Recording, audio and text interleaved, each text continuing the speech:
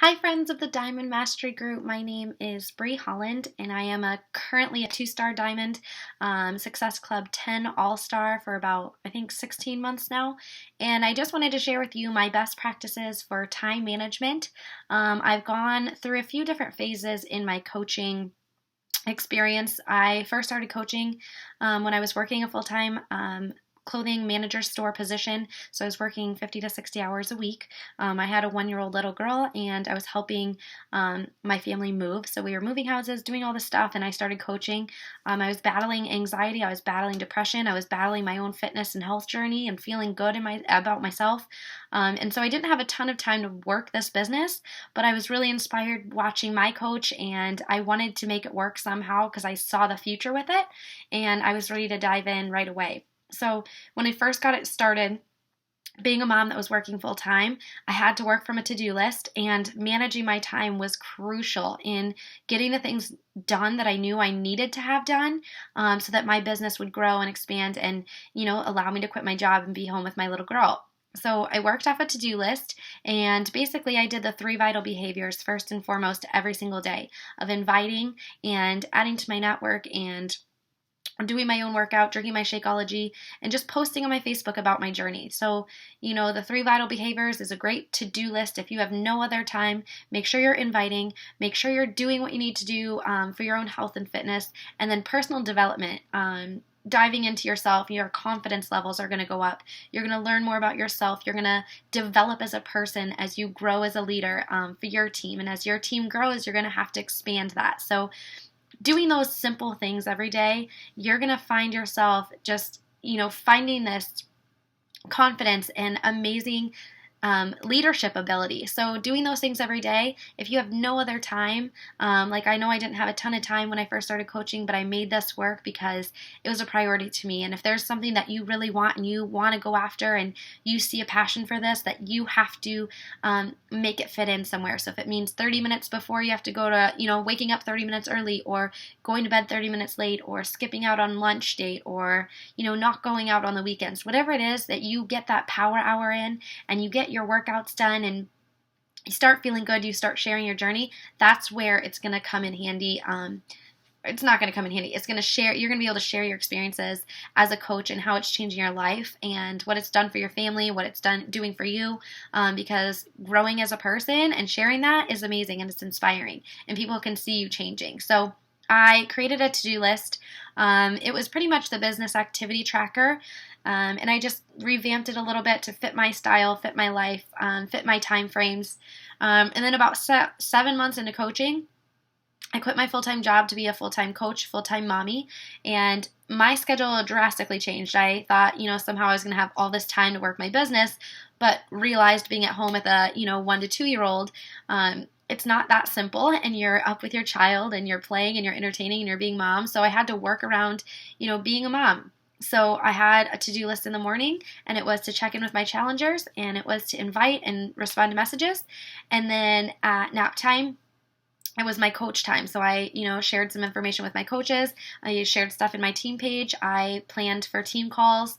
And then I checked in with my challenge groups again and checked emails and my online office to see if I had any new leads or if I had anybody sign up for a challenge group, anything of that sort. Sent out emails to my new challengers, things like that. And then in the evening, I was able to do follow-ups, a ton of follow-ups.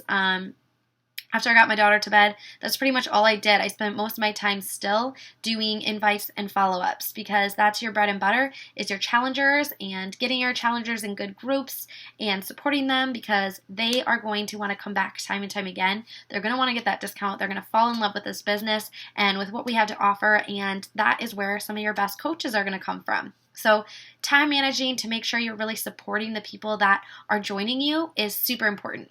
And making sure that you're, being a product of the product and sharing your experience and sharing your struggles and sharing your successes is really important in this business. So create a to-do list. Make sure you manage your time. Don't get on Facebook and scroll. Don't go worry about what other people are posting or doing. It's great to get inspiration, but it can be a time sucker. I found myself in the first few months following top coaches and going, I wish, or I don't have elaborate posts like that, or my selfies don't look like that. And I really had to come into my own of growing personally and really focusing on my business and who I was and being genuine to me.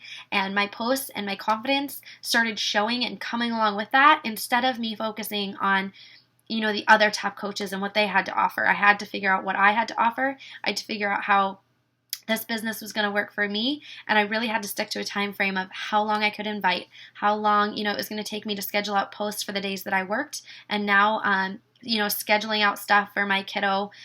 She's got gymnastics and she's going to start school and got all these things going on. So working from a to-do list, making sure I check the boxes before I go to bed, seeing what's going up on the weekend. If you have friends going out and you really want to go out, try, make sure you get those invites in. Make sure you get those to-do list items done before you do anything else. It will really help you. And then creating guides and outlines for your challenge groups, for your clean eating groups, for your sneak peek groups, for your coaches to follow, making team calendars, anything that you can do to condense time and use it month after month after month, that will really help. So for challenge groups, I have an outline, and it has a ton of ideas for each day, for each week, breaks everything down. It includes a week of prep and pre-game week. So we run our groups 30 days and we have a week before that 30 actually start to get everybody, make sure they get their challenge packs, make sure their DVDs work, make sure they understand their meal plan, and to talk about prep. And then so that's how we go into that. But I have an outline. So each and every challenge group, I already have my posts laid out. I already know what I'm going to say. I'm able to be genuine because I can make videos and use the time, instead of trying to scramble for a post. I can use the time to really relate and reach out to my challengers and make sure they're doing okay. And if somebody's struggling, help them in whatever way I can. So if you have limited time, stick to the basics, stick to your business activity tracker, stick to a to-do list, and don't stray from it. Don't get caught up in what other people are doing or what you haven't done or have done.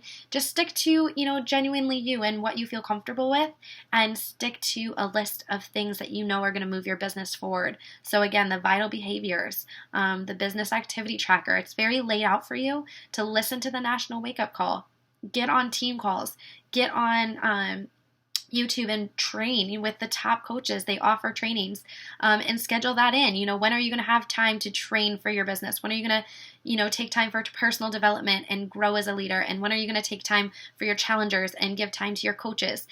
Schedule it out, because you really can make this business work to your advantage, and you can use a small amount of time for huge impact in your life, and for huge impact for your team growth and for your business growth.